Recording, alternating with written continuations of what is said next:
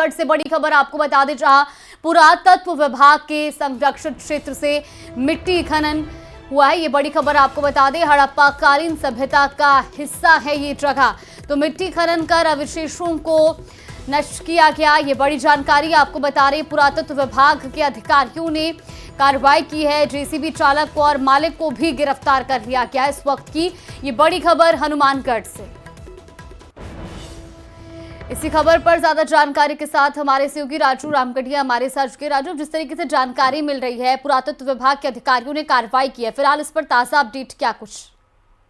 जी, पुरातत्व विभाग का जो ये राष्ट्रीय संरक्षित स्मारक है, जो पुरातत्विक स्थल है डोकल, हनुमानगढ़ टाउन के पास 7 SNM में। तो पुरातत्व विभाग के अधिकारी है, उनका ये कहना है कि ये हमारा संरक्षित स्थल है और हड़प्पा कालीन जो सभ्यता है उससे ये जुड़ा हुआ है। और यहाँ पर कुछ लोग जो है अवैध मिट्टी खनन कर रहे थे, इसकी शिकायत उन्होंने जिला कलेक्टर को भी की थी पत्र के माध्यम से। इसके बावजूद तहसीलदार हनुमानगढ़ ने समतलीकरण के जो है उनको आदेश दे दिए और इसके बाद जो अवैध मिट्टी खनन करीब 9 फुट कर ली गई। और इसके बाद आज पुरातत्व विभाग के अधिकारी मौके पर पहुंचे टाउन पुलिस के साथ, तो खुदाई करते हुए कुछ लोग मिले, जिसके बाद में जेसीबी को जब्त किया, जेसीबी चालक और मालिक को गिरफ्तार किया। और पुरातत्व विभाग के अधिकारियों का ये कहना है कि इन्होंने जो मिट्टी खुदाई की है इससे पूरा अवशेष काफी संख्या में नष्ट हो चुके हैं। और आज जो मर्द भांड और कुछ पूरा अवशेष पुरातत्व विभाग को मिले हैं, जिनको उन्होंने अपने संरक्षण में लिया है। फिलहाल पुरातत्व विभाग के अधिकारियों का यही कहना है कि ये पूरा अवशेष जितने भी नष्ट हुए हैं इनकी जांच की जाएगी। टाउन थाना में मुकदमा दर्ज करवाया गया और आगे की जांच जो है टाउन पुलिस कर रही है। जी बिल्कुल। और जिस तरीके से आपने बताया कि इस पूरे इलाके में जो है इस तरीके से खनन करना, इसके लिए एक परमिशन की भी जरूरत पड़ती होगी। तो जो ये लोग संचालक जो हैं वहां पर, जो यहाँ पर खुदाई कर रहे थे या मिट्टी खनन कर रहे थे, क्या उनके पास किसी तरह की कोई परमिशन नहीं थी? जी बिल्कुल, पुरातत्व विभाग के अधिकारियों का यही कहना है कि हमें जब यहाँ पर खनन का पता लगा, हमने जिला कलेक्टर को पत्र लिखा। इसके बाद तहसीलदार हनुमानगढ़ ने इन लोगों को समतलीकरण के लिए जो है परमिशन दे दी, जबकि तहसीलदार परमिशन दे नहीं सकते। और इस चूंकि जमीन जो है वो पुरातत्व विभाग के अधीन है, पुरातत्व विभाग की है, तो पुरातत्व अधिकारियों का यही कहना है कि तहसीलदार की परमिशन के बाद इन्होंने मिट्टी खुदाई कर ली, हमारे पूरा अवशेष नष्ट हो गए, कुछ मर्द बांड और पूरा अवशेष हमें मिले हैं। तो कुल मिला के पुरातत्व विभाग के अधिकारियों का ये कहना है कि तहसीलदार द्वारा गलत परमिशन दिए जाने के बाद अवैध मिट्टी खनन हुई है। जी चलिए, बिल्कुल, बहुत बहुत शुक्रिया आपका जानकारी साझा करने के लिए। सिरोही के आबू रोड में फर्जी टीएसपी और दिव्यांगता का सर्टिफिकेट बनाने वाले गैंग सक्रिय है। इसका खुलासा गिरोह के मुख्य सरगना और यूपी के रहने वाले प्रसाद सिंह के पकड़े जाने पर हुआ। एसओजी ने भले ही मुख्य आरोपी पर शिकंजा कस लिया हो, लेकिन उसके फर्जी दस्तावेजों की जांच अभी तक नहीं हुई है। इस रिपोर्ट में देखिए।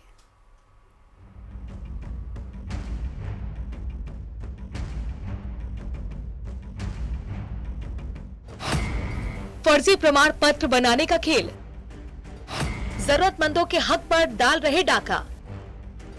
गैंग में कितने लोग, कब होगा खुलासा?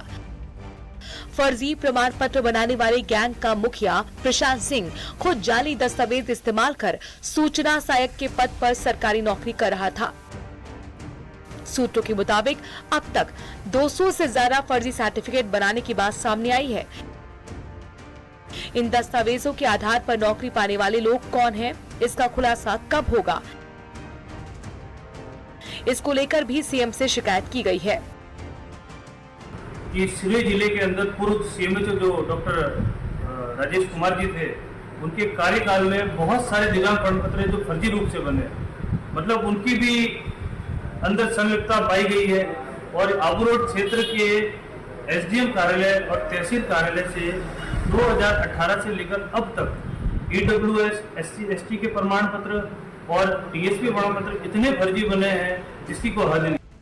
ई मित्र के जरिए सर्टिफिकेट का काला कारोबार अभी भी चल रहा है, जिसमें टीएसपी और दिव्यांगता सर्टिफिकेट जैसे महत्वपूर्ण दस्तावेज फर्जी तरीके से तैयार किए जाते हैं। फिर सरकार से वादा दिलाकर इसके लिए मोटी रकम वसूली जाती है। ये चेन ई मित्र से लेकर सरकारी विभाग के कर्मचारी तक फैला हुआ है। वहीं प्रशासन के सामने आ रहे मामलों की जांच की बात कही गई है। इस बीच मुझे और भी शिकायतें मिल रही है, फर्जी सर्टिफिकेट बने हैं, तो जिन जिन के भी लिस्ट मेरे पास आएगी उनको बुलवा कर उनका दोबारा मेडिकल बोर्ड से चेकअप करवाएंगे और अगर फर्जी पाया गया तो इनका सर्टिफिकेट कैंसिल करेंगे। युवाओं का कहना है कि जल्द से जल्द इस पूरे प्रकरण की निष्पक्ष जांच हो। न्यूज 18 राजस्थान के लिए प्रतीक। वहीं केंद्रीय मंत्री गजेंद्र सिंह शेखावत 2 दिवसीय जोधपुर प्रवास के बाद अब मुंबई रवाना हुए हैं। एयरपोर्ट जाते समय उन्होंने मीडिया से बातचीत में पूर्व सीएम के पीएसओ की गिरफ्तारी के मामले पर बयान दिया। उन्होंने कहा कि इसे किसी राजनीतिक दृष्टिकोण से देखने की बजाय ये देखना चाहिए कि एक अपराधी गिरफ्तार हुआ है। अब उसके सूत्र कहां तक जुड़े हैं, ये जांच का विषय है। केंद्रीय मंत्री ने कहा कि जो भी युवाओं के भविष्य से खिलवाड़ करने का अपराधी है, उनके खिलाफ सख्त कार्रवाई होनी चाहिए। हमको इस दृष्टिकोण से देखने के बजाय ये देखना चाहिए कि एक अपराधी गिरफ्तार हुआ है। अब अपराधी के सूत्र कहां तक थे, ये जांच का विषय, अनुसंधान होगा, उसके बाद में सब कुछ सामने आ जाएगा। लेकिन मैं फिर कहूँगा कि जो भी कोई युवाओं के भविष्य को के साथ खिलवाड़ करने का अपराधी था और उसके साथ में जिस किसी ने भी ऐसी संस्थाएं जिन पर पूरा प्रदेश भरोसा करता था आंख मीच करके उस भरोसे को तोड़ने का काम किया, उनके खिलाफ कार्रवाई होनी चाहिए। तो वहीं झुंझुनू जिला कल एक बार फिर किसानों के लिहाज से बड़ा होने वाला है। प्रदेश के 27 लाख किसानों के खातों में सिर्फ एक बटन से ही 1200 करोड़ रुपए की राशि ट्रांसफर की जाएगी। इस राशि को वितरण करने के लिए मुख्यमंत्री भजन लाल शर्मा, केंद्रीय कृषि मंत्री शिवराज सिंह चौहान, केंद्रीय कृषि राज्य मंत्री भागीरथ चौधरी, मंत्री डॉक्टर किरोड़ी लाल मीणा आएंगे। कार्यक्रम को लेकर झुंझुनू में उत्साह देखने को मिल रहा है और इसी क्रम में आज विधायक राजेंद्र भांबू के आवास पर भाजपा कार्यकर्ताओं और पदाधिकारियों की बैठक हुई, जिसे विधायक राजेंद्र भांबू ने बताया कि कार्यक्रम को लेकर न केवल किसानों में बल्कि पूरे विधानसभा क्षेत्र के लोगों में उत्साह है।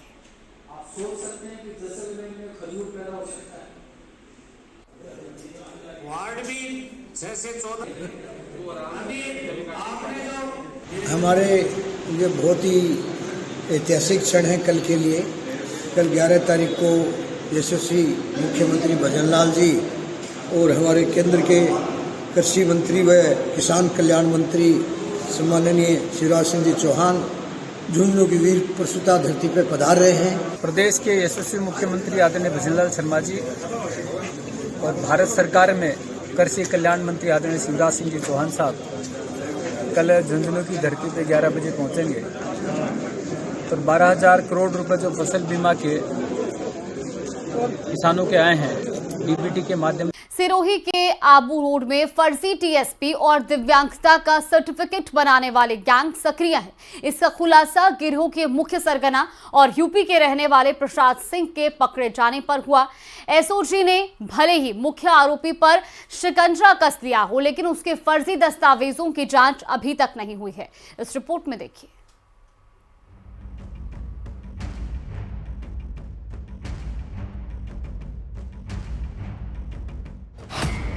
फर्जी प्रमाण पत्र बनाने का खेल, जरूरतमंदों के हक पर डाल रहे डाका। गैंग में कितने लोग, कब होगा खुलासा। फर्जी प्रमाण पत्र बनाने वाले गैंग का मुखिया प्रशांत सिंह खुद जाली दस्तावेज इस्तेमाल कर सूचना सहायक के पद पर सरकारी नौकरी कर रहा था। सूत्रों के मुताबिक अब तक 200 से ज्यादा फर्जी सर्टिफिकेट बनाने की बात सामने आई है। इन दस्तावेजों के आधार पर नौकरी पाने वाले लोग कौन हैं, इसका खुलासा कब होगा, इसको लेकर भी सीएम से शिकायत की गई है। कि सिरोही जिले के अंदर पूर्व सीएमएचओ जो डॉक्टर राजेश कुमार जी थे, उनके कार्यकाल में बहुत सारे दिव्यांग प्रमाण पत्र जो फर्जी रूप से बने, मतलब उनकी भी अंदर संलिप्तता पाई गई है। और आबू रोड क्षेत्र के एसडीएम कार्यालय और तहसील कार्यालय से 2018 से लेकर अब तक ईडब्ल्यूएस, एससी, एसटी के प्रमाण पत्र और टीएसपी प्रमाण पत्र इतने फर्जी बने हैं जिसकी कोई हद नहीं। ई मित्र के जरिए सर्टिफिकेट का काला कारोबार अभी भी चल रहा है, जिसमें टीएसपी और दिव्यांगता सर्टिफिकेट जैसे महत्वपूर्ण दस्तावेज फर्जी तरीके से तैयार किए जाते हैं। फिर सरकार से वादा दिलाकर इसके लिए मोटी रकम वसूली जाती है। ये चेन ई मित्र से लेकर सरकारी विभाग के कर्मचारी तक फैला हुआ है। वहीं प्रशासन के सामने आ रहे मामलों की जांच की बात कही गई है। इस बीच मुझे और भी शिकायतें मिल रही है, फर्जी सर्टिफिकेट बने हैं, तो जिन जिन के भी लिस्ट मेरे पास आएगी उनको बुलवा कर उनका दोबारा मेडिकल बोर्ड से चेकअप करवाएंगे और अगर फर्जी पाया गया तो इनका सर्टिफिकेट कैंसिल करेंगे। युवाओं का कहना है कि जल्द से जल्द इस पूरे प्रकरण की निष्पक्ष जांच हो। न्यूज़ 18 राजस्थान के लिए प्रतीक सोलंकी की रिपोर्ट।